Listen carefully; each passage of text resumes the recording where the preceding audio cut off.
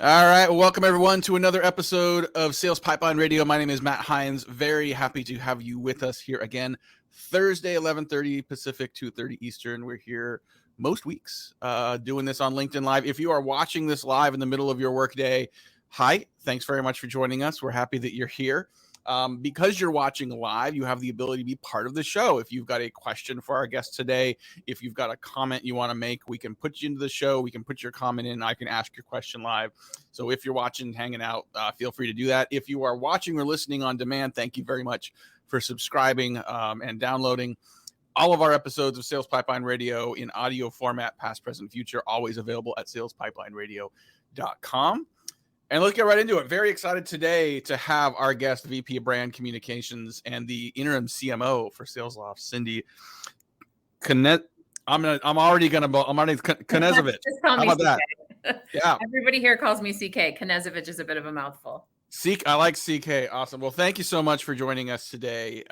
Was excited to have you on. Now, just as a little bit of table setting, Cindy is part of our CMO group on Fridays, and she joined in December, sort of a special event to do a deep dive on the rebrand of Salesloft. And I was really excited that you guys agreed to do that because it was such, in my mind, a very successful rebrand, not just in terms of sort of like going from A to B in terms of the new visuals and the new brand itself, but also the way that you launched it, the way that you engaged different communities, the way that you didn't just sort of announce it, but got people engaged. And so there's a lot to unpack there. So, was looking forward to having you share some of that with the group. But before we get started, maybe CK, just introduce yourself, your role, and a little bit about Salesloft.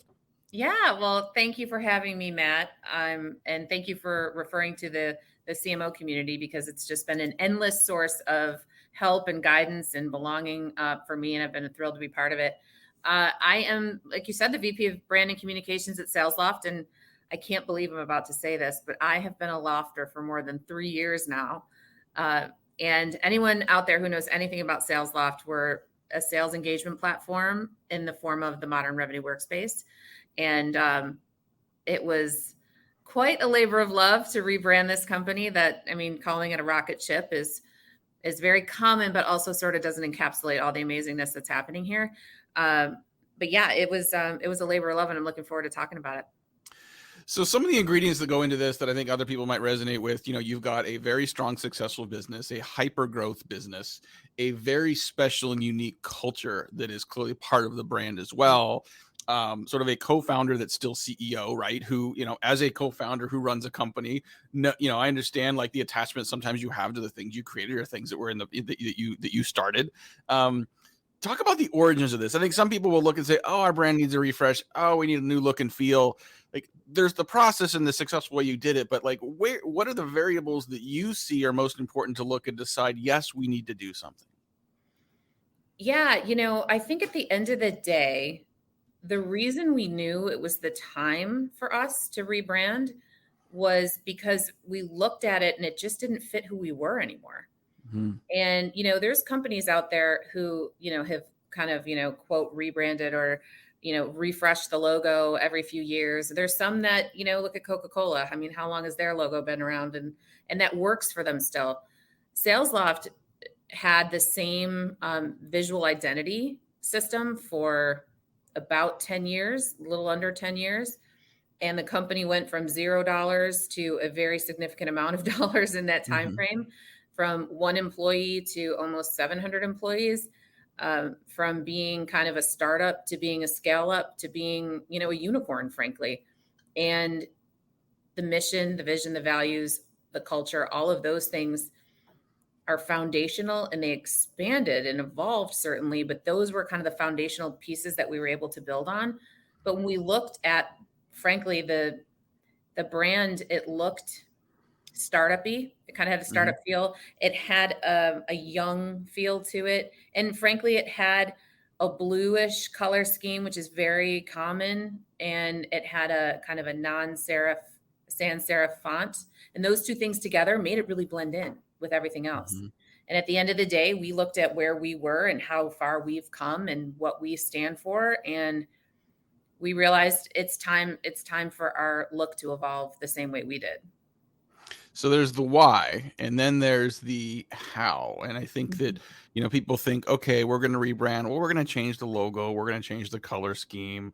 It's a lot more than that. And I think when you're Mhm. doing it right, and I think you guys definitely did it right, it is a labor intensive, time intensive, and expensive effort. And whether you're in startup mode or in scale up mode, or no matter where you are, balancing this investment of time we're going to do in this versus, boy, we could spend that money on more demand. Boy, we could spend that money on more BDRs, right? I mean, so how do you then sort of stack rank and justify that investment? And I'm assuming some of that is just, some of that may just feel like table stakes as you grow up as a business. But like, what's the conversation like at the CEO level and board level to say, like, yes, we need to do this, and here's the outcome we're looking for? Yeah, and there's in terms of the cost and then the process, there's the cost of actually developing your new look and feel. Mm-hmm. There's the cost and time of doing that. There's the cost of money and effort in doing that. Then there's the cost and effort of making everybody aware of it. Right. And, that's where we actually went to our leadership and board and said, we know this is the right move and we want support from you for it. But we also want to make sure we're putting a lot of dollars behind it. So we can say, for example, we launched our first brand campaign, The New Way to Sell. I mean, Mm-hmm. that is the first time Salesloft had any kind of a brand campaign. And we launched it at the same time as we launched the new visual and verbal identity. It's expensive.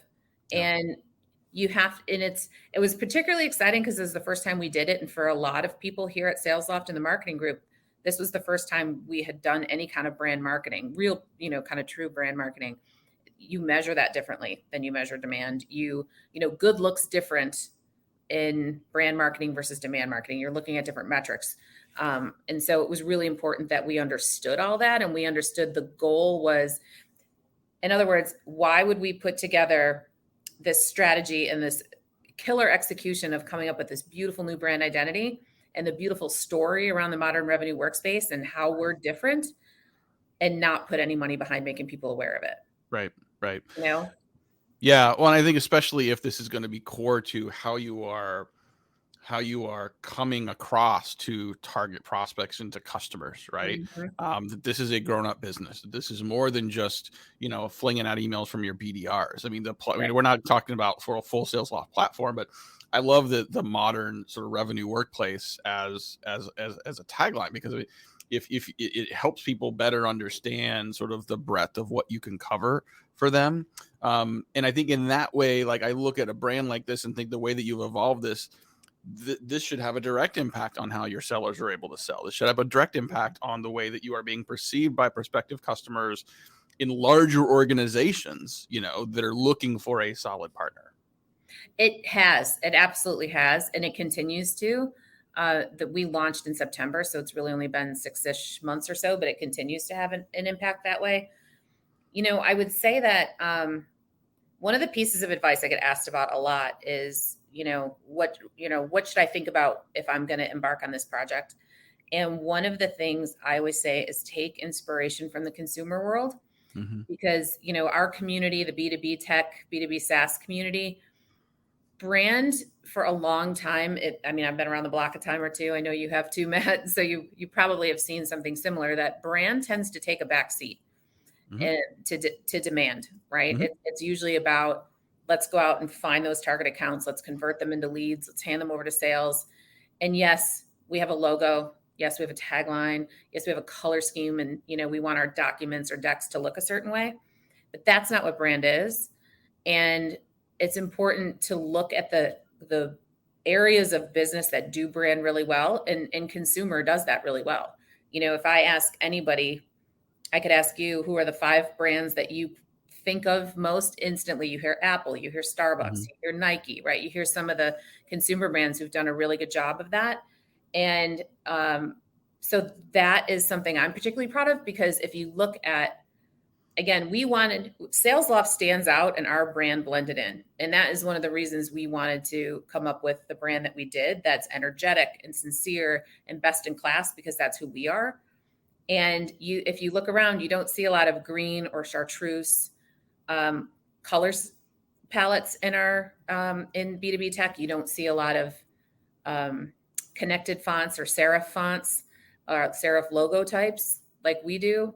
So it has a very editorial, very chic, kind of sophisticated consumer feel to it. And that's something that I want to make sure that I convey as a big learning, because Yep. I think that's part of the reason it's landed so well is because it's authentic to who we are and it stands out. I love it. We're talking today on Sales Pipeline Radio with Cindy Knezovich. She is the VP of Brand and Communication, interim CMO for Salesloft, and we're talking about sort of just rebrand best practices, something Mhm. she's been through with Salesloft successfully late last year. I say late last year because that's when most of us found out about it, but this is a long process. This doesn't Yeah. start a week before. Talk a little bit about the different constituents that you had in mind when it came time to say, okay, we've got a brand. And I want to ask a little more about sort of brand attributes in a minute, but we talked about these different community groups internally and externally. Talk about how important it is to sort of enumerate those groups and sort of have a strategy for each of them. Oh, definitely. And lesson one, give yourself a year. It's going to take a year. Lesson two is exactly what you said. Think about the different stakeholder groups and how important it is to enroll and engage them in the process. In terms of those stakeholder groups, when it came time to actually go through the process rather of developing the new look and feel, we had a cross-functional group here. Every group of lofters was represented: engineering, product, finance, sales, and certainly several from the different areas of marketing. So that's the first thing I would say is make sure that it's not marketing going away into their ivory tower and then coming out and going, ta-da, here's our new brand. You really do want to have buy-in and perspective from different areas of the organization. That's the first thing I thought about. The second thing I thought about was, and this could be different for people in other companies, but Salesloft is known for a world-class culture. We Mm-hmm. just, and I don't even know if I have the words to convey what it's like. I'm in my late 40s. I've been in a lot of companies and a lot of tech companies. I've never seen a culture like Salesloft's. Very values driven, very love oriented. And so I knew kind of instinctively that I needed to transition successfully the love that Lofters had for the current brand to the new brand. And Mm-hmm. so I already knew uh, that was a big deal. And so in my mind, I had two major milestones. One was the internal reveal to the Lofters, and then two was the external kind of big bang launch. I don't think I've ever been happier in my life than the day, okay, outside of my wedding day when my son was born, than the day that we revealed the brand internally to the Lofters. Mm-hmm. It was like nothing I've ever experienced before. And so my advice around this is really think hard about how you reveal this to the employees internally because they are your best, strongest brand advocates, Yeah. right? They just are. They live and breathe your company every single day. And you want them to have a love and a passion and a respect for that brand. And the way to do that is to make it fun for them. Sydney, our former CMO, and I had a really good time thinking of all the ways we could kind of tease and drop little hints. And we mailed little teaser packages and would reveal pieces of the identity as we went along, and then just really built up some anticipation for this internal launch event. That was just, like I said, one of the happiest days of my life. I love that. And I'm an unabashed huge fan of Salesloft and have known Kyle for years and just love the way that he has put his love and attention and stamp on the company and sort of built such an amazing culture. It seems to me like you mentioned sort of values. It seems to me that there are some similarities between sort of core values and brand attributes. Like Mm-hmm. I think, we think a lot about values, and I think values are not developed, they're discovered. Values are enumerated based on who you are. And when it comes to brand attributes, you said something really interesting in the session we did with the CMO group in December. You said, like, be careful how much you ask the external audience about your brand because they will reflect what it's been, not what it will Right. become. Can you unpack that a little bit and talk about sort of what advice you would have for sort of who to listen to and where to get input and advice on your brand moving forward? Yeah, I would be happy to. Where that came from was as we were working with our brand agency, um, the agency we chose, Focus Lab, by the way, I'll drop their name because I would wholeheartedly recommend them to anyone. They were an excellent partner. They had said something that sort of struck a chord with me, which was we don't spend a lot of brand agencies spend a lot of time interviewing your customers. We don't. It's really about who you are. The way I think of brand and product marketing in demand gen marketing is, at the end of the day, your brand is who you are, demand is what you do, right? So the people who know who you are the people in the building, the people who live those values every single day, the people who are on the front lines helping your customers, the people who go team over self. That's one of our values, for example. Our customers love us and we love them, and they know us, but they know where we've been. They don't know where we're going necessarily. Right. Now, that is something we're doing. We're always trying to do a good job of educating them of where we're going, but they know what we do. The people who know who we are in the building. So that was a light bulb moment for me too, frankly, because the kind of brand agency playbook, for example, is, oh, well, we're going to interview customers for 12 weeks or prospects for 12 weeks, and we'll come back with recommendations. And it really rang true for us that the people that we wanted to be involved in this project are the people who live the brand every day, who live the attributes of it. Yep. Love it. We'll just wrap it up with the last couple minutes here with our guest CK, who from Salesloft, talking about the rebrand. So long process. You recommend a year. Lots of moving parts that go into it. Without giving away too many secrets, any highlights from the post-mortem, afterwards, saying like, here's things, if we could do it again, we'd do differently. Here's some things that you think are best practices or cautionary tales for other marketing leaders at scale ups that are looking at this process in the near future. Yeah, definitely. I'll say the biggest kind of piece of learning I had, and something I would do differently next time, is figuring out the positioning before the visual and verbal identity. And by that, I mean, there's brand level positioning, which we did, and we knew, and we had the attributes, and we had what we called our manifesto, or sort of our state of how we see sales and how we show up in the world. We had that, and we launched the Modern Revenue Workspace, and we had that at the 2-sentence level. Like, we knew the concept. We didn't have that fully fleshed out when we launched. We had it shortly thereafter, but that was a big piece of learning for me, is kind of treat that as part of the foundation. Don't do that after the fact. The other thing, certainly the time was, we originally were really naive, thinking we were going to launch this in 6 months. And we quickly realized, no, we're not. So that is something I always think of as a cautionary tale too, because if I do this again in another company, I'll make sure that we don't get any whiplash from, changing project timelines and things like that. We'll just say from upfront, it's a year.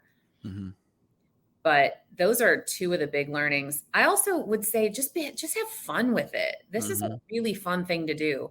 I mean, we put our heart and soul into what we call our manifesto, which is how we show up in the world and who we are.